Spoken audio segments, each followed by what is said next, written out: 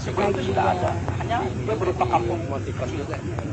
Tapi coba kita bayangkan kalau saja Jalan Raya Pos itu tidak melewati daerah sini, apakah Cimahi akan seperti sekarang? Kayaknya enggak ya, mungkin lebih maju. Pernah ikut ke kuliah kamu saya sempat lihat beberapa postingannya itu salah satu juga ada. Jadi dia sebuah yang dilewati oleh kalau kita baca di bukunya Haryo Tokoso kan dari Bandung ke Batavia itu adalah jalan Penati Way.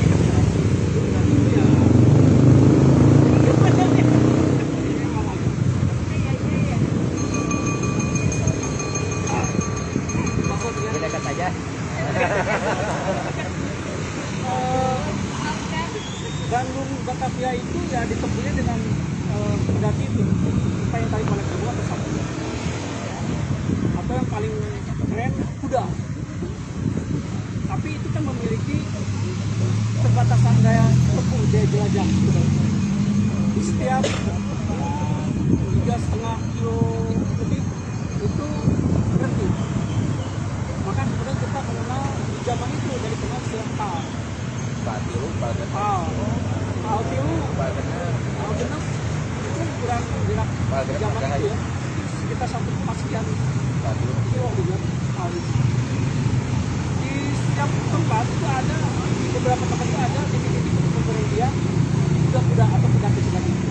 Maka kita kenal di daerah-daerah di sepanjang jalur ada Raya Pos itu ya, jalan dari sekarang itu Amir Mahmud jauh di Cimahi nama Tagog. Kenapa Tagog? Karena Tagog itu menyebutkan Tanagogan, Tagog, tempat menunggu. Jadi kayak gini lah, dibikin sesawungan gitu di tepi jalan itu si kereta atau kuda itu berhenti di jalan. Dan orang kita pada nagog nungguin kuda, nungguin pelatih. Makanya ya semuanya ada Tagog, itu masih yang tempat-tempat untuk kuda beristirahat. Dan pasti ke daerah Cianjur, masih ada daerah sekitar masih ada itu. Karena memang istilahnya itu berkaitan dengan perilaku orang ya, untuk atau cimogo ketika menunggu kedatangan kuda ataupun pedagang. Ketika zaman distrik atau distrik Cilekotot, maka yang menjadi pemimpin adalah Wedana. Sejauh yang saya riset, nama-nama Wedana yang paling tua lah yang sudah muncul itu tahun 1857 atau 50-an lah. Itu saya riset dari perang-perang lama Belanda. Sudah muncul ada di situ namanya cetak Cilekotot. Nah itu istilah yang terjadi di zaman revolusi itu disebut Wedana itu cetak. Makanya cetakan gitu namanya Wedana tadi cetakan. Cetak Cilekotot ada lupa namanya siapa. Tapi itu yang jauh paling tua. Yang sudah disusun oleh Pemkot Cimahi adalah dimulai 1878. Ada Sungai Binata, Gereja, dan terakhir itu 1812 itu Wirabata itu Wedana Cilekotot terakhir. Sekaligus Wedana pertama Cimahi. Jadi ketika itu ada perubahan dari distrik Cilekotot menjadi distrik Cimahi 1913. Dihapus tuh Cilekototnya. Sayang ya, atau sekarang nama Cilekotot di wilayah kita itu hilang. Orang-orang tua itu cara yang mengenal nama Cilekotot. Itu begitu kita sampai ke dulu, Cimahi Cilekotot. Cilekotot itu memang kerjaannya Belanda. Kerjaannya mereka menghapus Kabupaten Batu Layar. Satu kabupaten dihapus. Parakan Gunjang, satu kabupaten dihapus. Prip. Ya. Nah, tapi kalau Batu Layang kan masih ada namanya. Jadi sebuah desa di daerah sendiri. Di nama SD di daerah tempat. Parakan Gunjang kita kenal Paramon, Salengga ya, Paramon. Cilokoto ada. Memang ada di daerah Banten ini. Oh ya, memang ada nama Cilokoto. Tapi itu bukan merupakan bagian dari Cilokoto kita. Cilokoto kita mah justru perlu lebih banyak ke daerah barat. Daerah barat. Ada Malang, Begitu Rongga, Cibea itu berbagai Cilokoto. Nanti akan berpecah-pecah. Dan nanti akhir dari tahun 1913 itu yang menjadi wilayah Cilokoto Cimahi baru itu adalah Cimahi, Sarua, Padalarang, Patat, Sejajar. Jadi ada 5 kecamatan tuh. Cimahi kerja itu bukan 3 kecamatan. 5 kecamatan sangat luas. Sarua, Patat, Sejajar, Padalarang. Bayang dia cepat bisa jadi 1 kabupaten ya. Kabupaten ini sekarang ya begitulah terjadi perubahan-perubahan dan reorganisasi pemerintahan. Jadinya kita tinggal ya sebelum tahun 65 kita tahu dengan Cimahi, tahun 76 kita menjadi kota. Cimahi yang hanya terdiri dari 3 kecamatan. Cimahi 3 kecamatan itu bukan dengan Sejajar, padahal kan bukan Cimahi sendiri. Pecah-pecah Cimahi Tengah, Cimahi Utara, Cimahi Selatan. Terjal kan Cimahi Selatan. Marung ya daerah Afrika Barat itu, ada Cimahi Utara. Jadi wilayahnya walaupun sekarang sudah berubah, tapi ternyata kita tidak bisa menambah wilayah sakit-sakit benar Cimahi itu aja, tidak pernah bisa jadi luas. Memang ada banyak wacana waktu itu. Nganjuk mau bergabung, Masih mau bergabung, kemudian Canjuang, Hanimulya, tapi untuk menggabungkan daerah juga harus melalui proses yang lama dan panjang.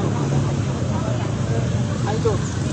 Nah kemudian kita balik aja lagi di tahun 1890-an, ini zaman Hindia Belanda nih. Kan waktu itu Belanda jelas menempatkan kekuatan kita di Pulau Jawa, karena Pulau Jawa adalah kunci.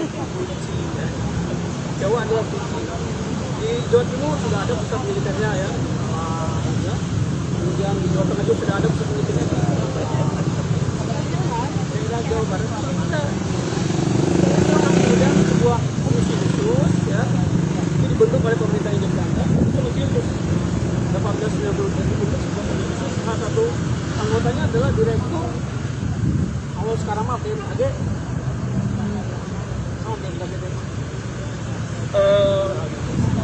jadi meteorologi, klimatologi, jadi direkturnya kecuacaan lah di Indonesia itu. Jadi salah satu anggota dari tim atau komisi tersebut. Kita memang dia bertugasnya sangat-sangat vital karena dialah yang kemudian meneliti bagaimana kondisi iklim cuaca Cimahi. Tim ini bekerja tidak hanya Cimahi, mereka meneliti 6 kota. Ada Sukabumi, ada Cianjur, ada Padalarang, ada Cimahi, ada Garut, ada Bandung. 6 tuh. Tapi dari 6 daerah itu yang kemudian lolos untuk standarnya Hindia Belanda atau tim tersebut itu adalah Cimahi. Kenapa? Karena secara iklim itu paling utama. Secara iklim itu paling cocok untuk orang Belanda. Jadi bisa dibayangkan, Cimahi tidak cocok buat orang Belanda. Jenis, enakan, nyaman. Dan yang kedua, tidak ada penyakit endemik. Kan kita kenal ya kalau di Batavia pes. Cimahi udah gitu namanya namanya apa? Kita iya mata air bisa cukup banyak kita itu ya kita seperti bekerja sekarang ya bor 50 meter nggak air dulu mah mungkin 1 meter udah banyak atau bahkan permukaan karena sudah muncul mata air begitu kan kali Cimahinya juga bagus cuma lebar dan debitnya tinggi besar. Kemudian juga ini secara apa ya namanya untuk secara posisi strategis kayak gitu. Cimahi ini dilalui oleh Jalan Raya Pos dan kereta api. Kita ingat bahwa kereta api itu masuk ke Cimahi 1844 tuh jalurnya. Ya, dari Bogor yang ke Cianjur yang ke Bandung 1844. Ada tuh sudah ada sebelum atau komisi tersebut dibentuk. Jadi strategis. Kaitannya apa strategis? Nanti ketika membentuk garnison atau militer, ini terbukti ketika Hindia Belanda membangun garnison itu, mereka menetapkan bangunan-bangunan yang strategis itu dekat dengan kereta api. Rumah sakit militer, ya, dan berseberangan ya stasiun. Di belakangnya tangsi-tangsi atau barang-barang atau camp, camp 4, camp 9, camp 5, berapa lagi? Banyak banget yang bangun itu dekat-dekat kereta. Bahkan ada jalur kereta api yang masuk ke Pustik, kadang masuk ke camp itu yang Pustik gas daerah.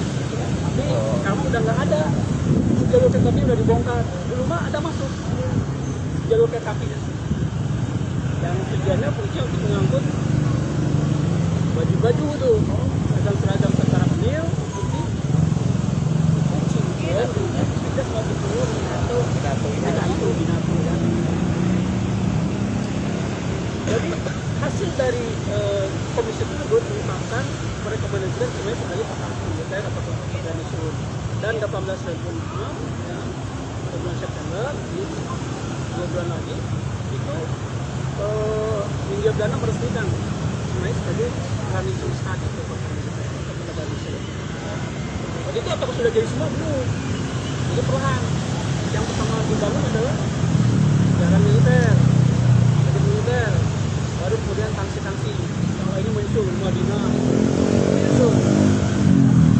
Semua kebutuhan atau fasilitas buat militer dibangun di sini. Roti, spaghetti, hotel, buat berenang, tempat hiburan, jaga, dan macam ada. Untuk memenuhi kebutuhan militer dan warga di luar militer. Harusnya tuh warga luar militer itu daging babi sendiri, mencet babi kan, ini berarti di samping mencet babi ya. Nah, itu dibangun berbagai fasilitas. Jadi lengkap. Makanya wajar ketika Hindia Belanda berniat untuk memindahkan, berencana untuk memindahkan ibu kota Hindia Belanda dari Batavia ke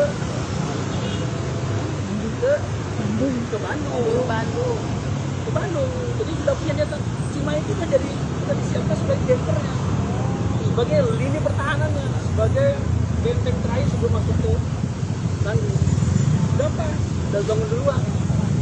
Jadi ada di dalam deskripsinya di lain ini juga dia membahas tentang sistem pertahanan berlapis di kota Bandung yang salah satunya ada Cimahi. Itu yang berlapis. Kalau teman-teman pernah menjelajah, ada banyak benteng, ya, benteng militer ya, dari di Lembang, Cikauripa, Gunung Putri, Cipada, Cikalongeta, Cipapa, Pelabuhan Bawah, Cililin ada, di Soreang ada, kemudian di Sumedang ada. Dan itu berarti itu oleh benteng-benteng militer. Dan pusat pendidikan militernya, pusat kekuatan militernya adalah di Cimahi. Ketika itu direncanakan Cimahi dia akan dihuni oleh sekitar 20 ribuan. Dan itu disebut sebagai pusat atau satu militer besar di Asia Tenggara. Nah itu ya. Jadi bisa dibayangkan Cimahi berarti di Asia Tenggara. Wajar kan bahwa sekarang kemudian jadi kota militer kota Tenggara karena sudah dari zaman Hindia Belanda untuk menjadi sebuah kota militer. Nah itu sekilas tentang Cimahi. Kita menyadarkan lagi bahwa backgroundnya Cimahi itu seperti itu. Kaitannya sekarang dengan jelajah kita kali ini, Cimahi itu karena dia dia sebuah kota yang jadi perlahan jadi maju ya, karena banyak dihuni oleh orang-orang Belanda, orang ini yang berbagai namanya kan dari berbagai daerah, berbagai pelosok ya, ada Makassar,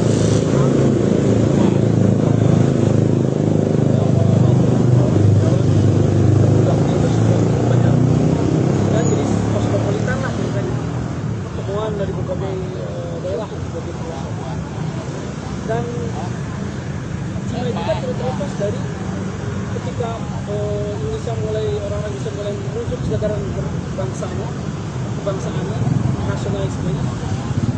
Ya Cina juga tidak terpercaya bahwa Cina juga merupakan bagian dari pergerakan nasionalisme, pergerakan kebangsaan. Jadi bukan satu orang yang tidak banyak. Saya sering sekali mendengar cerita beberapa orang tua ya. Oh dulu Soekarno sering ke Cimahi. Benar gitu. Tapi juga skeptis aja dengan benar gitu. Masa Soekarno ngapain? Ketemu sama Syekh Usman Bobili, ketemu sama Mbak Wongso. Benar gitu. Kira-kira benar nggak? Karena setiap kali ketemu tuh pasti ada cerita tentang bahkan dia pernah ke Cimahi rumah ibu. Itu Amir Mahmud. Belum lahir Amir Mahmud. Belum. Kami ke Cimahi. Jadi di Cimahi itu ternyata ada rumah seorang tokoh pergerakan PNI, Bang Mastur. Kalau kita pernah membaca Indonesia Menggugat, ada 3 atau berapa orang yang di penjara itu, ada Pak Soekarno, ada Gatot Mangku Raja, dan Mas Suki Abdinata. Nah itu kan tinggal di Cimahi. Jadi sering kesini Saya di Sepan. mungkin di teras Cisopa. Di teras Cisopa. Jelajah. Harus cerita. Dan katanya pernah bertemu Mbak Wongso. Nah, ceritanya kok Mbak Wongso. Ternyata kalau kita baca, Mbak Wongso itu adalah aktivis masyarakat Islam. Yaitu bohirnya Cokro Aminoto. Apa bohirnya? Guru pemegang dana. Karena kan Mbak Wongso kan juragan pasar, juragan tanah yang punya ibu apa dengan tanah luar. Saya baru sekarang masih punya Mbak Wongso, nggak punya kemper. Iya, Mbak Wongso. Jadi dia yang mendanai ketika itu Syarikat Islam mengadakan pertemuan sentra Syarikat Islam konferensi atau apa bukan muktamar kalau dia bilang di NUS di Bandung tahun 1913. Itu yang jadi donornya itu adalah Mbak Wongso dan mertuanya. Nah, dia berdua. Saya tahu di Jalan Gana Wijaya itu ada sebuah gang.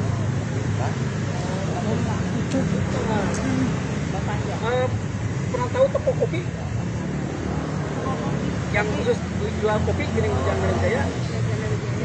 Di seberangnya itu ada gang kecil. Maka ada rumah yang ada 2. Itu gang Searang. Searang itu adalah minum apa? Jadi anak yang tahu dan anak yang bahasa Arab.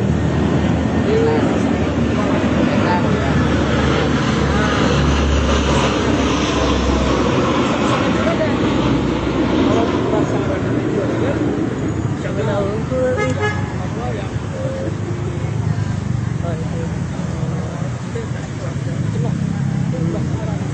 punya pos di SNI. Sekarang ada satu masjid di Padang di Rancang apa di Kendal. Nah itu merupakan masjidnya Searang dan ini orang-orang hebat di Cimahi. Sekarang apa? Kita yang terlibat juga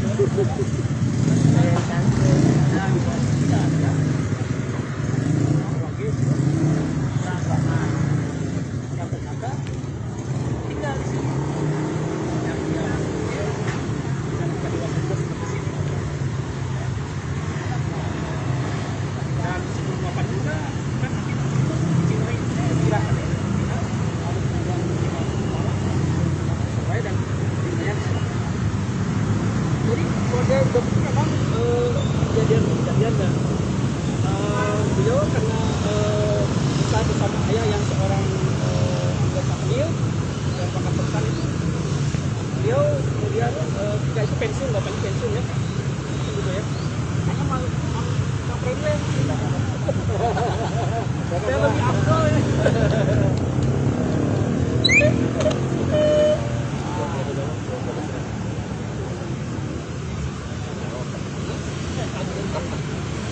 Assalamualaikum warahmatullahi wabarakatuh. wabarakatuh. Waalaikumsalam. Salam sejahtera bagi kita semua.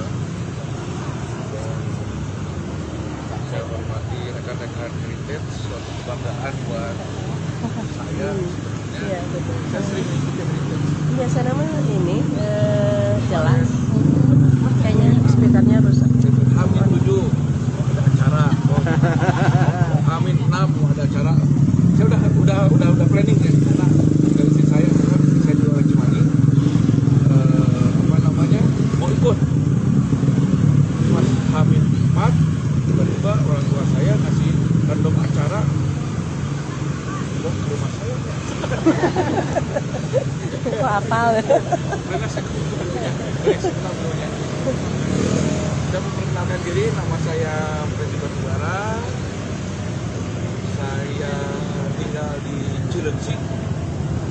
Dan apabila Cibubur itu saya masih dekatnya ke arah Cileunci. Saya kebetulan militer, saya berpangkat kolonel. Saya di Angkatan Laut, saya berpangkat Kemhan di produksi pertahanan. Saya mengurus masalah industri pertahanan. Saya lahir besar di sini, di rumah itu. Makanya kalau kita sebenarnya kalau kita bicara heritage, kita sebenarnya berdiri di sini pun itu suatu heritage, di mana ini adalah lapangan voli obor dulunya. Kalau bicara contoh, orang akan bicara Geraha Desember Break.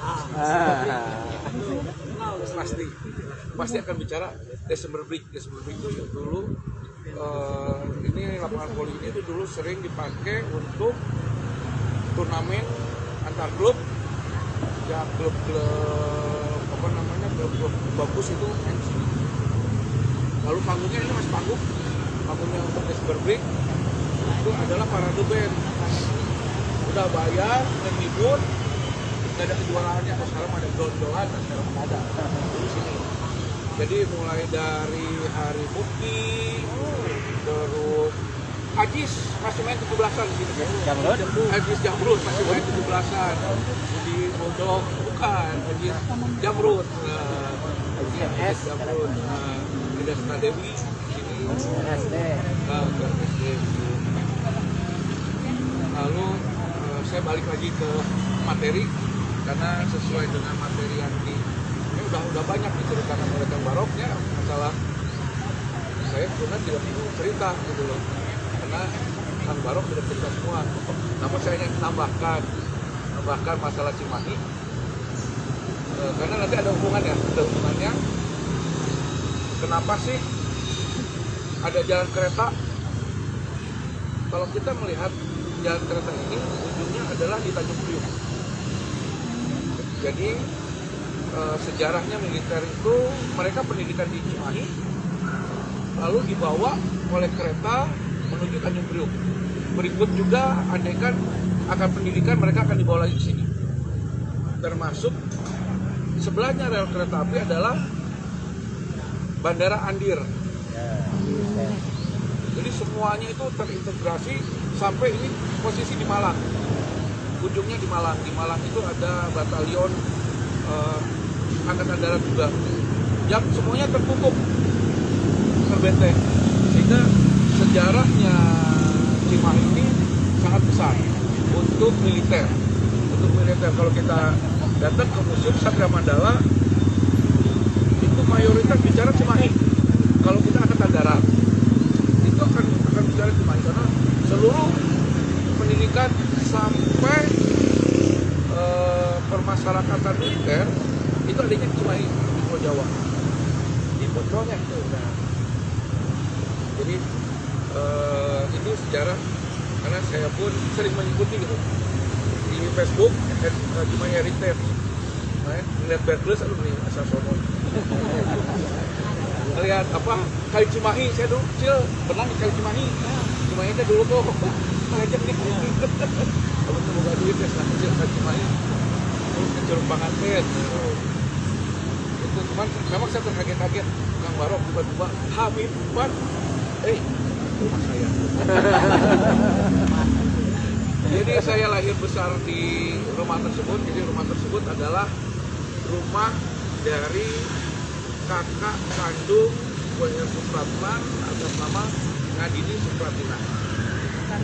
Supratini. Jadi Ngadini Supratini kebetulan ada orang tua saya, ibu saya di belakang. Jadi translator.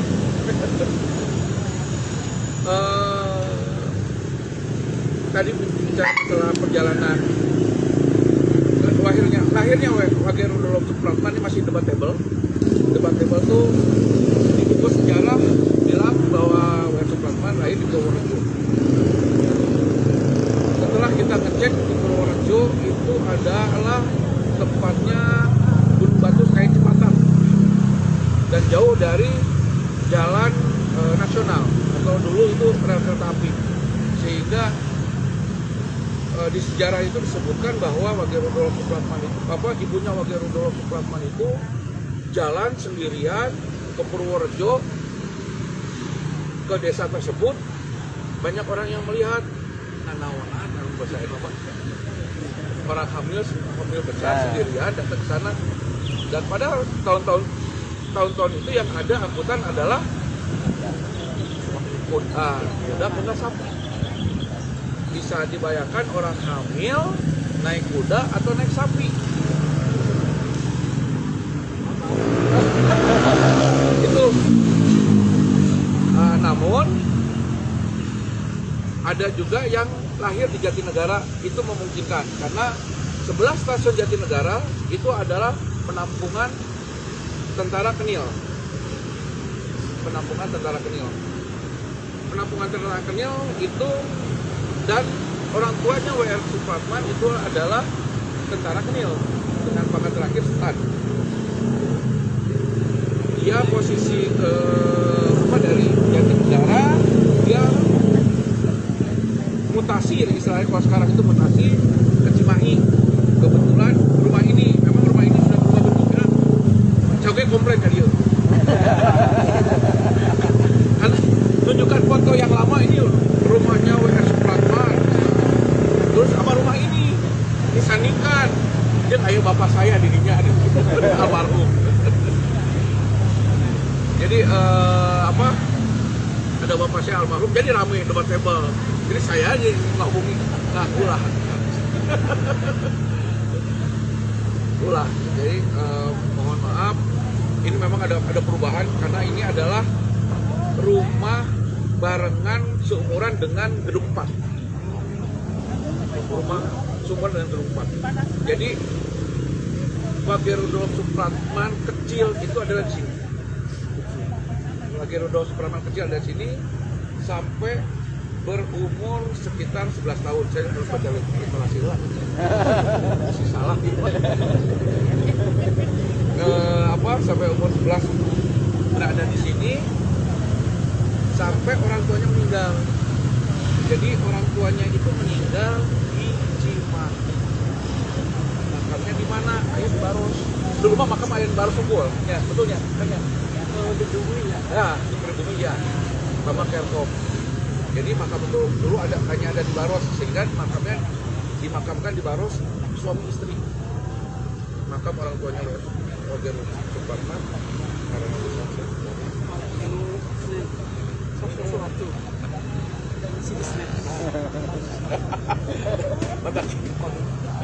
Apalagi Kang Barok tempat saya.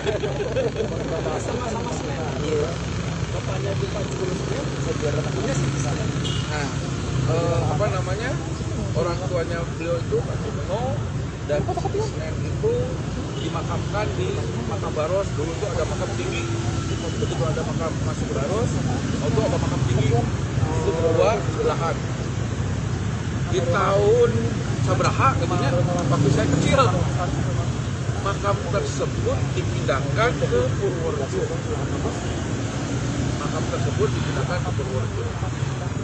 Sehingga sejarah kadang-kadang sejarah teh kumaha lagi musim teh sejarah teh kumaha politiknya sampai di depan itu termasuk tanggal lahirnya tempat W.R. Supratman lahir pun jadi suatu perdebatan politik di mana Purworejo itu tidak memiliki situs pahlawan atau tempat untuk dia ekspos, sehingga orang tuanya Mbah Jumeneng ini orang Projo, sehingga itulah yang diambil. Terus WWR Supratman ada mungkin, padahal malah kemungkinan besar karena gini, ada om saya ini kebetulan posisi di Binjai, dia yang menyaksikan sampai kakaknya WWR Supratman itu meninggal, sampai Mbah Rukiem yang di sejarah itu masuk ya, bahwa Mbah Rukiem itu adalah yang membuat dia itu senang bermusik. Itu meninggal, dan dia dari keluarganya ini tidak bicara bahwa dia suatu kebanggaan memiliki adik WWR Supratman. Maksud dalam artian gini, lagu Indonesia Raya ini mulai berkembang karena dulu kan ada 3 stansa, sekarang pakai 1 stansa, sampai orang Cicadas ya jadi stansa. Rengstunan atau Rengstunan, bukan masalah ya nasionalis. Rengstunan tuh. Nah itu dia tidak menyangka bahwa adiknya ini akan diangkat menjadi pahlawan nasional, pencipta lagu kebangsaan, sehingga cerita tentang Wage Rudolf Supratman sebenarnya terputusnya dalam artian gini, tanggal lahir ada yang menyaksikan ibu hamil, dan banyak tuh ibu hamil ngaliwat kita beren jadi pahlawan gitu kan.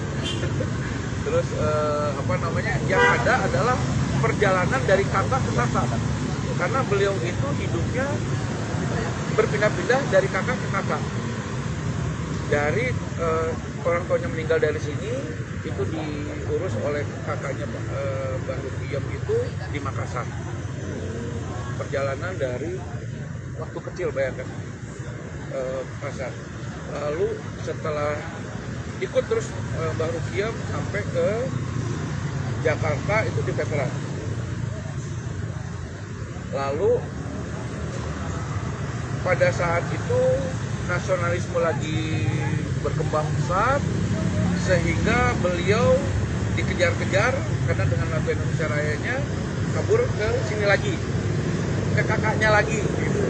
Jadi ini adalah rumah kakaknya Ngadi Suprati, kakak nomor. Jadi keluarga WWR Supratman itu ada 9 bersaudara ya.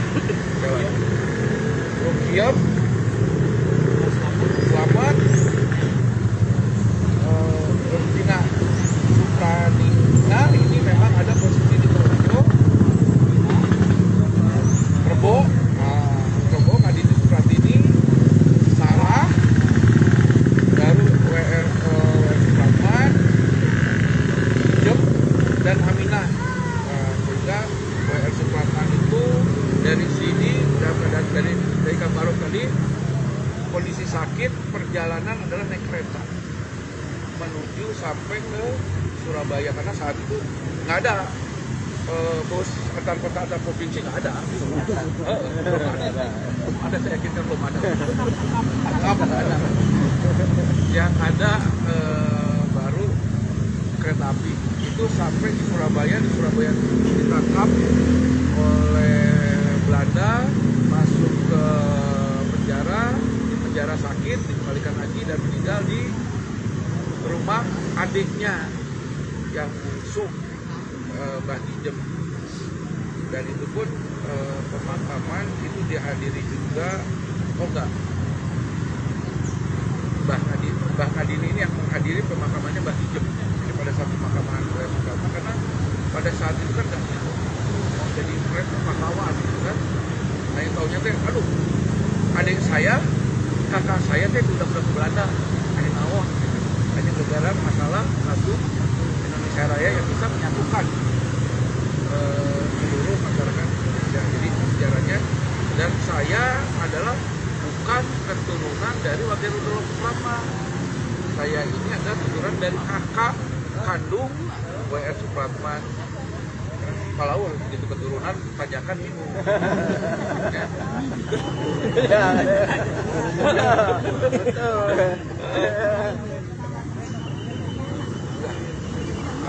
Jadi ada pertanyaan juga Pak Wakil Rudolf Supratman. Wakil Rudolf Supratman sudah meninggalnya tidak mana. Kenapa? Kenapa? Ya ini juga politik. Jadi saya bilangnya ini politik. Ada zamannya Pak Harto, Kementerian Sosial akan memberikan sesuatu kepada keluarga Wakil Rudolf Supratman, sehingga tiba-tiba harus ada istrinya. Sebagai ahli waris, maka dijadikanlah ada satu orang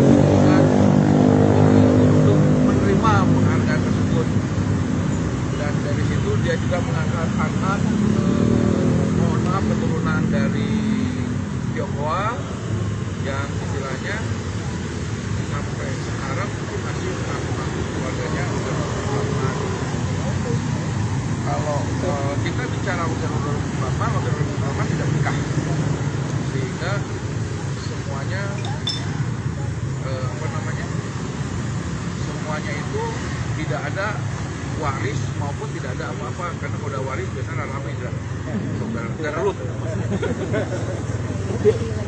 Jadi terus mungkin ada pertanyaan, yang ngomongnya kuno dia Kalau dilihat dari latar belakang keluarganya kan Wakil Rudolf Supratman itu Jawa Tulen.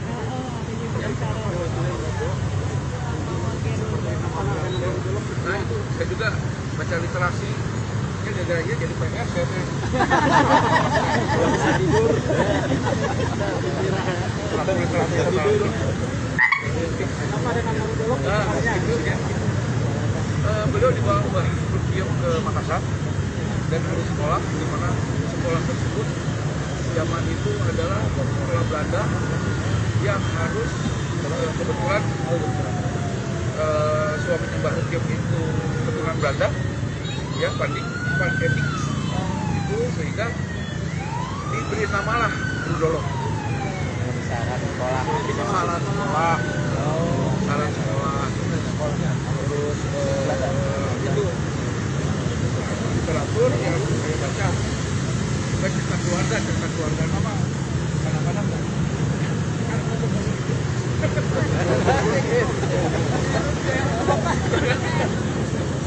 namun di intinya sudah muncul. Namun kenapa Senan ngomong itu Pak? Orang Batak dan Wakil Rudolf Supratman ada orang Jawa. Kenapa Wakil Rudolf? Kenapa Batubara? Jadi kakaknya Wakil Rudolf Supratman atau Andini Supratini ini bersuamikan pegawai bea cukai, terakhir menjadi kepala bea cukai di Sibolga, sehingga anak-anaknya itu dibawa di sana semua, mendapatkanlah orang Batak. Jadi anak pertamanya itu anak pertamanya itu dapat bermarga Sitijak, anak keduanya itu laki-laki Mardinahnya, ya perempuan Mardinah itu mendapatkan marga Sitijak, yang keduanya itu Marjono mendapatkan Boru Pohan, dan yang ketiganya nenek saya Marsia mendapatkan marga Batubara. Namun karena saya Batubara lahir di Cimahi, saya tetap hidup versi. Karena saya sampai sekarang belum bisa bahasa Batak. Permasalahan terbesar saya. Permasalahan terbesar saya saya nggak bisa. Jadi itu sejarahnya kenapa banyak yang mengaku bahwa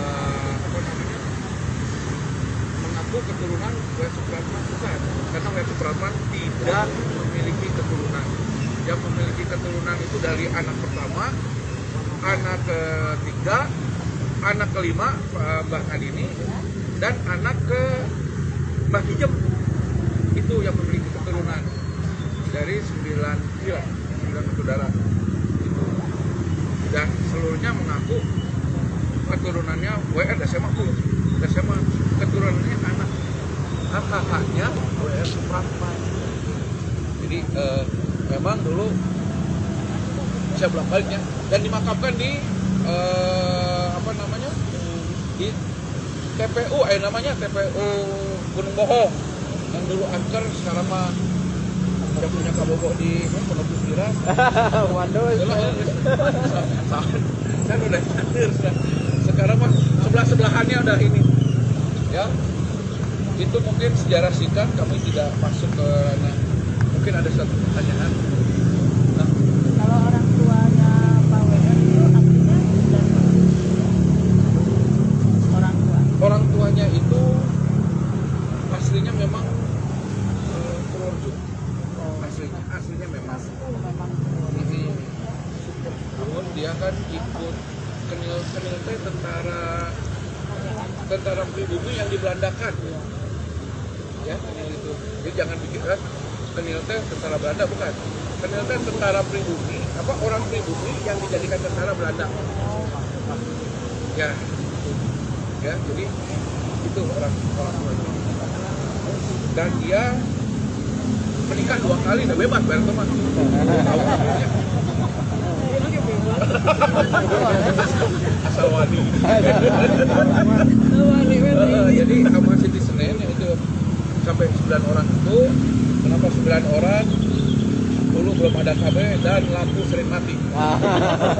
Sama ujek.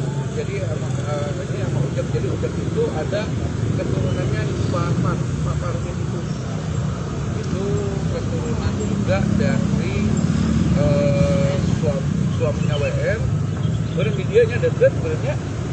Jadi kita sama ujek itu anaknya dari ujek. Anak kok. Kalau nama lahirnya jadinya apa, Pak? Nama lahirnya? Nama lahirnya Supratman. Oh, Supratman saja. Ya, nama lainnya Supratman. Jadi seluruh keluarga 9 orangnya. Jadi saya sampaikan kadang-kadang ya buat ke zaman dulu kan sekarang kan menggabungkan nama suami sama istri gitu kan. Jadi ini namanya Supra semua. Meskipun Kadini Supratini, Rukiam Supratina. Kata berarti ya? Ya. Kalau Pak Supratman itu satu suku kata aja. Iya. Kalau yang lain kan ada 2 suku kata. Ya, itu hanya Wage Supratman. Jadi rupanya tambahan pada saat itu dimakamkan.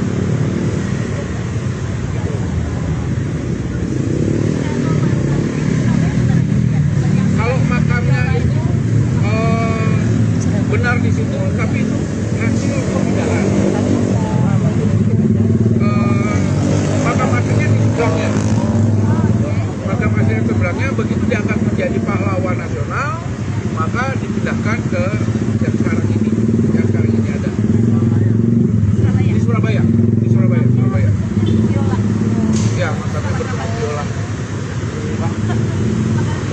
Pak WR Supratman jadi digelar pahlawan nasional. Ada usulan nggak nama jalan contoh atau penembakan jadi jalan yang Supratman?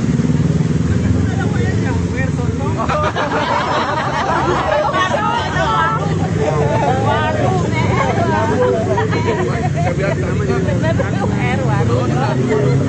lihat suatu keluarga gitu nya non akur ke dawuh warisan gitu.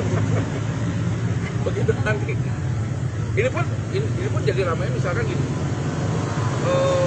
Ini ada pemusik begitu hasil karya cipta musik, maka dia bicaranya kepada royalti. Begitu royalti lah, ayo ikut lah. Saya di sini. Masalah saya. Ya, memang Ininya nggak masuk di lagi. Jakarta sendiri tidak ada jalan Wage Rudolf Supratman. yang ada di Depok. Belum ada percakapan. Ya, Cimahi belum ada mungkin ini pada sudah sejarah. Ya, sejarah ini belum terlihat. Pokoknya ada dekat orang Pemkot dan Wage Rudolf Supratman itu berprestasi sama dengan Kang Barok ya, sebagai jurnalis. Maka dia sering mengeluarkan karya tulisnya bagus-bagus, buku-buku yang bagus-bagus. Pada zaman itu dia berpikiran pokoknya bagus, dan itu yang buku yang beredar itu memang original dari ini, dari beliaunya. Dan lagu pun kalau kita lihat satu persatu bait per bait itu memang bagus.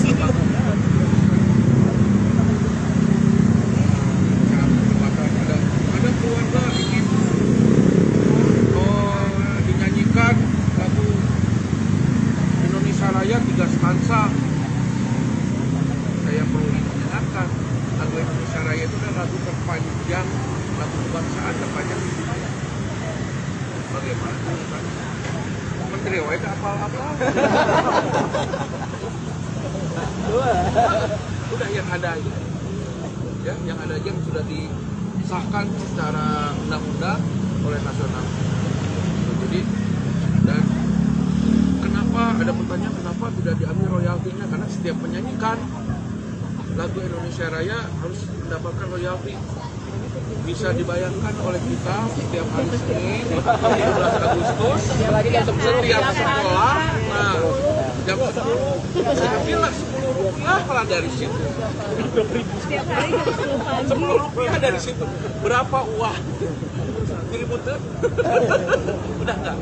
Itu jadi keluarga pun sudah mengikhlaskan masalah, dan suatu kebanggaan juga dari keluarga, karena keluarga WR nggak adanya, yang ada keluarga dari kakak-kakak adiknya WR itu sudah mengikhlaskan bahwa itu adalah lagu nasional yang diciptakan oleh Wage Rudolf Supratman. Tidak ada koma didinya, tidak ada koma, ya.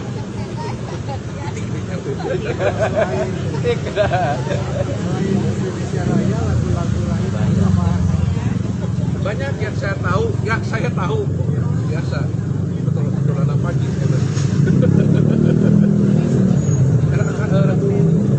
Era Kartini. Makanya nada itu kan ya hanya do re mi fa sol mi do. Jadi dulu mungkin nada-nada apa? Nada-nadanya itu nada dasar, termasuk sederhana. Indonesia Raya pun kalau kita ikutin partiturnya ya sederhana, nggak ada yang rumit gitu loh.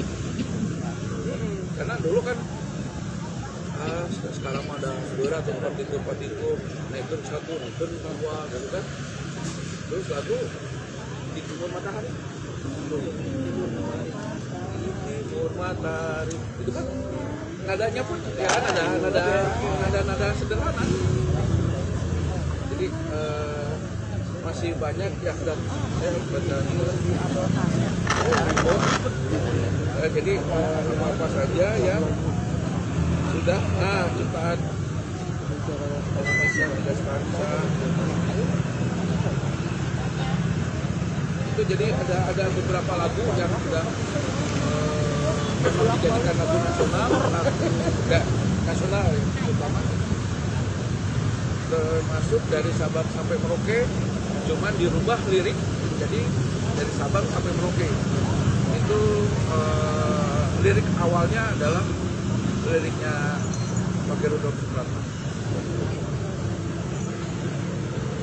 Nggak ada, nggak ada. Saya harus baca literatur terus.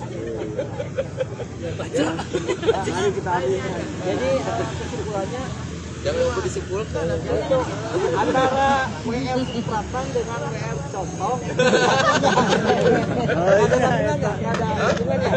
Ada WR itu amun itu mah Wage Rudolf Supratman ini mah warung contoh.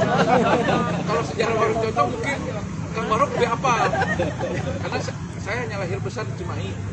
Kebetulan saya masuk militer, saya ke Cimahi pun jadi akal mana dari teater. kalau ke Cimahi teh hanya weekend. Kalau saya mah karena di Jogjuk lah. Karena saya mesti jadwal ya, sudah saya mau Cimahi lah ya, jadi Kang Barok ya.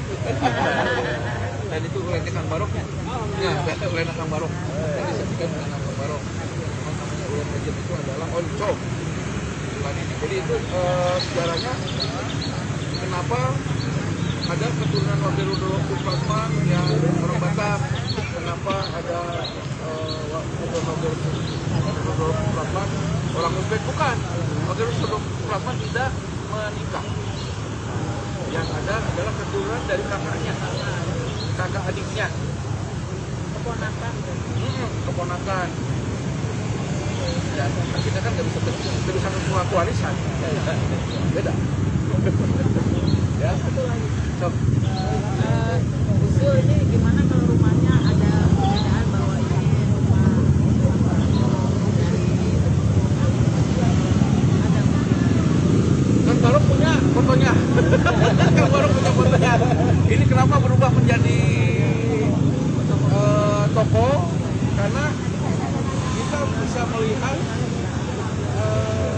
negara sekarang itu bukan negara ya, maksudnya di kota-kota besar, di kota-kota apapun jarang rumah di pinggir jalan atau di boulevard itu menjadi rumah.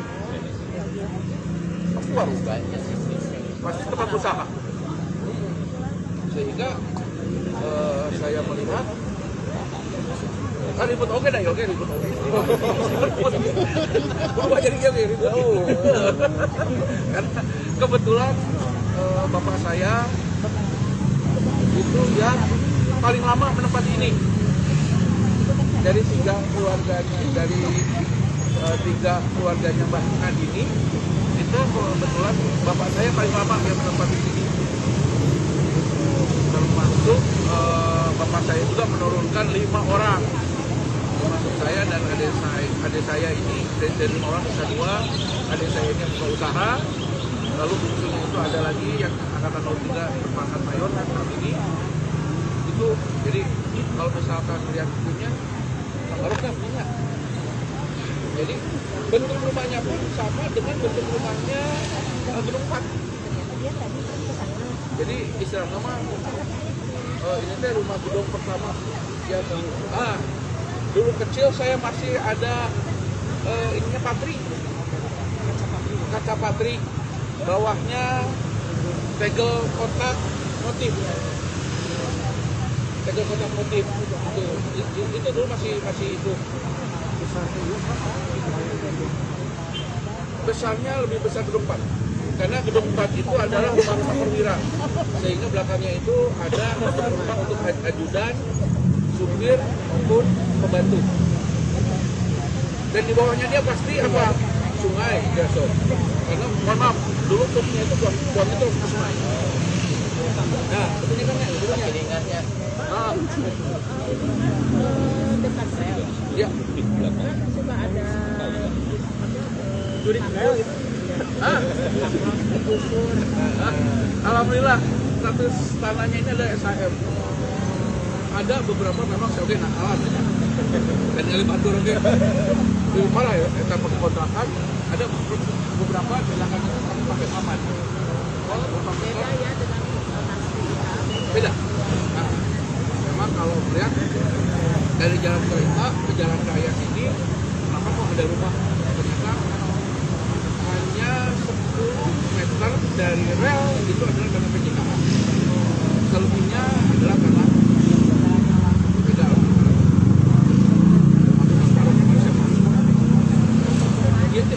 Kita rumah pribadi, rumah pemerintah. Udah bisa jadi museum, bisa jadikan museum. Karena mohon maaf, berkesedaran kita mengenai jas merah itu hanya beberapa tahun. Kita memberikan museum Wakil Rudolf Supratman ada di Surabaya. Saya ingat buat tamu, 1 bulan juga belum tentu sudah ganti. 1 bulan belum ganti. Sekarang kadang-kadang pemerintah itu dengan pergantian pemerintah yang istilahnya kemarin di Kementerian Sosial, kaitan di Kementerian Pendidikan, kemudian Kementerian sehingga perawatan itu mayoritas diserahkan kepada bukan yang merawat itu.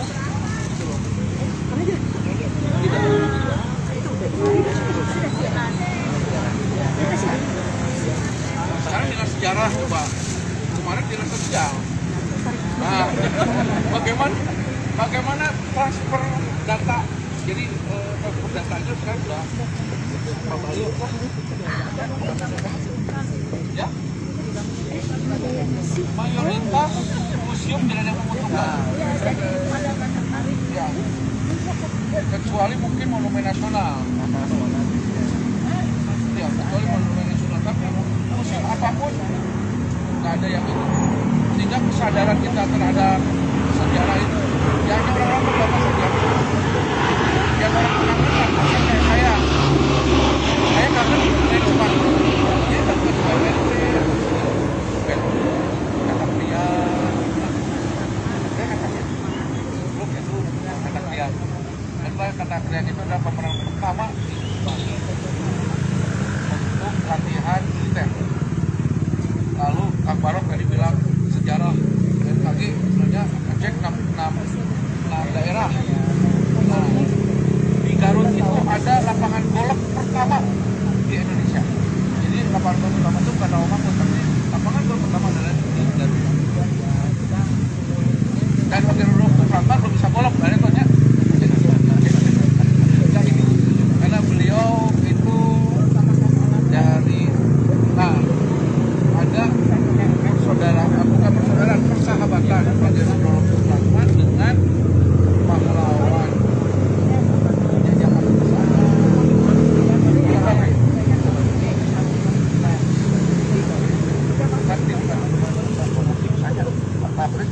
Saya kemarin sampai jalan, saya juga baru penasaran, kok bisa bersaudara, berteman, bersahabat. Cuma beli rumah WN tinggal di Veteran, beliau itu tinggalnya di Menteng. Setelah kita trek jalan sekarang jauh karena Veteran. Begitu kita trek lurus itu jarak hanya 1 kilo, 1,6 kilo. Zaman itu mungkin orang satu daerah pun ya saya sama Kang Barok saya apa karena itu Jarabah bahasa Indonesia Jarabah.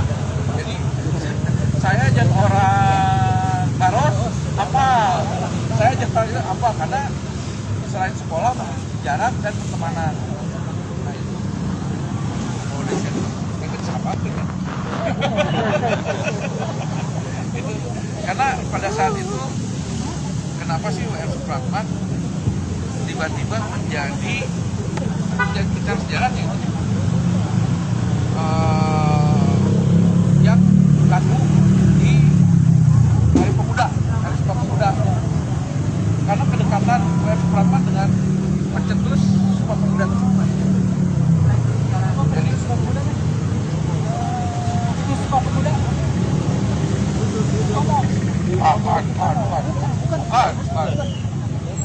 Dan rumahnya Sumpah Pemuda itu kan di Senen ya. Di Senen itu dekat antara Veteran dan Menteng. Paling ada teh jelema-jelema tukang iyalah tukang tongkrongan. Tongkrongan eta mah udah melawai pada toma. Tongkrongan. Tongkrongan dia urang lengekeun Sumpah Pemuda ya. Mana naon? Kamu bahasa sekarang mah bahasa gaulna. Ya udah saya menciptakan dia ditantang untuk menciptakan lagu. Kan ditantang untuk menciptakan lagu.